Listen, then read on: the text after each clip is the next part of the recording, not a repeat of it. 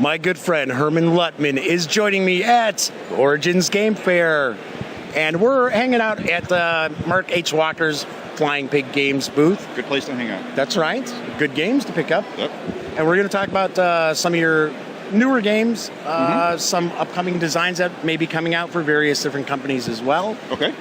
First off, Hermann, is this the first time you went to Origins? I went to Origins back in the old days when it was mostly a wargaming convention on the East Coast. This is the first time I've been here in Columbus. Welcome. Thank you, sir. I run into you all over the country, by the way. I'm like a bad penny. That's right. A lot of people out there are going to know your work or were initially exposed to your game designs through Victory Point Games and probably the hottest seller, Dawn of the Zeds, and its follow-up editions. Right. But you don't just do zombie games. You don't just do war games. You do a lot of different games. I try my best. So let's chat a little bit. I don't want to be the zombie guy. Right. I don't want to be George Romero. That's right. What, you know, another movie? Fine, another zombie movie. So with some of your titles that come out through Tiny Battle Publishing. Tiny Battle Publishing, a new game started by Mark Walker, now run by I forgot her name. Breck Snyder? I believe so, yes. Yeah. Well, we're actually going to talk to Breck. Hopefully we're getting the name right. Right. A little bit later. Right. About the company, but we're going to focus more on what you've got. So you've got... well, my first design with Tiny Battle actually came out in the first... Invaders from Dimension X. Invaders from Dimension X. This game actually came about, people don't know this, on a dare by Mr. McLear here back in Tempe when we discussed, he challenged me to do a game that was based totally on chaos because we were discussing my design style and all that. Chaos and I said, one day I'm going to design a game that is based almost 100% on chaos. This is it. And I do want to thank you for those residuals. That's right. Yes. Yes, the Hollywood Hills are calling. But this is a solitaire game about an alien invasion with a bunch of aliens called the Chaots, who basically function totally randomly, but there is an internal logic that the player has to discover. Correct, because there are a multitude of reasons why these aliens may be doing what they're doing, and you have to find out exactly what it is. Right. You don't know what their goal is. You know their basic operating plan, but you don't know when they're going to do what their parts of their plan. Correct. So. And they'll zip in out of nowhere, zip back out of nowhere. Right. It's a lot of fun. It's a lot of game packed in a very small package. Yes, and it's done very well. People have responded to it very positively. It's a solitaire game. And it started a series. There's another game called Space Vermin from Beyond, which is designed by Fred Manzo, which I think you'll talk about later. Right. And we have a third one by Colby Dirk called Attack of the Colossi. So this whole thing is starting to roll a little bit, and the basic game engine is usually is the same. Right. I think Joss Whedon's going to handle the film adaptation. I hope so. And as long as it starts Tom Hardy, my favorite actor. That's right. But it runs the same way. It's the Galactic Marines versus different aliens each time who each function differently. They don't ever repeat themselves. Sure. Each one is a totally separate system. They're aliens. That's right. So that was my solitaire system with Tiny Battle. I also have another game, a zombie game. Correct, but it's called Dead very different. It is a lot different. It's called Dead Reckoning. Does not use dice. Correct. And it's a two-player game. Yep. Right. And then another very, very interesting design. And one thing I really liked about Dead Reckoning is it's very simple for folks to pick up on the mechanics. Even though it looks like kind of a standard war game, it's very easy to get into.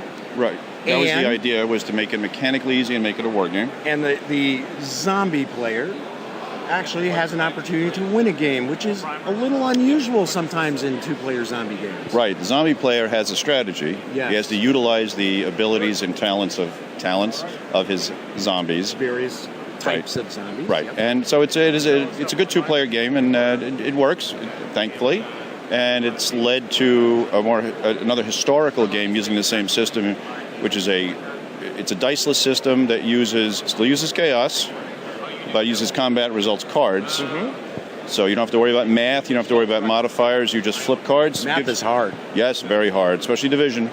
And you just flip the cards and it gives you the result based on the situation. And what title is that? Well, that is nice cue in there. That's Race to the Sea. Race to the Sea, which I believe comes bundled with the latest issue of Yeah! That's right, and this is a fantastic magazine. It's a colored magazine. This particular issue number 8, is 84 pages or so of gaming goodness. It has gotten more and more robust with each issue. Absolutely, and the game, believe it or not, for a magazine game, has a lot of stuff in it, two decks of cards. Right. Plus, you got great reading and viewing material right here. And the game's been very successful so far. We're very happy with it. I believe, is Race to the Sea, is it based on Dunkirk? Is it Dunkirk? What is? No, the mechanism is the same as Dead Reckoning. Right. Race to the Sea is the part of World War I after the Marne, the Battle of the Marne, up until the Battle of Ypres, or Wipers. Right. All that maneuvering in between, which a lot of wargamers have ignored, which is actually a very interesting part of the war. So I try to concentrate on that. I do try to do designs that are really not done before. Try to hit When are you doing topics. your Bulge game? Yeah, exactly, or my Waterloo game. Yes. Right. But this is done so well that we're working on Steamroller, the Battle of Tannenberg right now, which is going to be in the next YA number 10. Oh, so now you're going to just dominate YA magazine. I hope so. And buy it for the magazine, and not the game if you don't like the game. Buy it for the game and the magazine. Buy it for the game and the magazine. Right.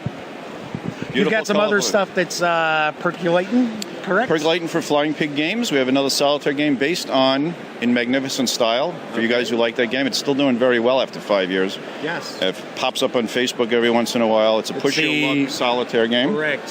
For Pickett's Charge during the Battle of Gettysburg. So there'll be an announcement soon through Mark and Flying Pig that we're doing a game called Crowbar, the Rangers at Pointe du Hoc. So you'll be taking the 3 companies of the Rangers and scaling the cliffs and attacking the Germans at Pointe du Hoc on D-Day. Nice. Yep. Very cool. Now, you've got some things cooking for other companies, too. Right. My busiest part of my repertoire is the Blind Sword series with Revolution Games, which is the Civil War games, Stonewall Sword, Thunder in the Ozarks.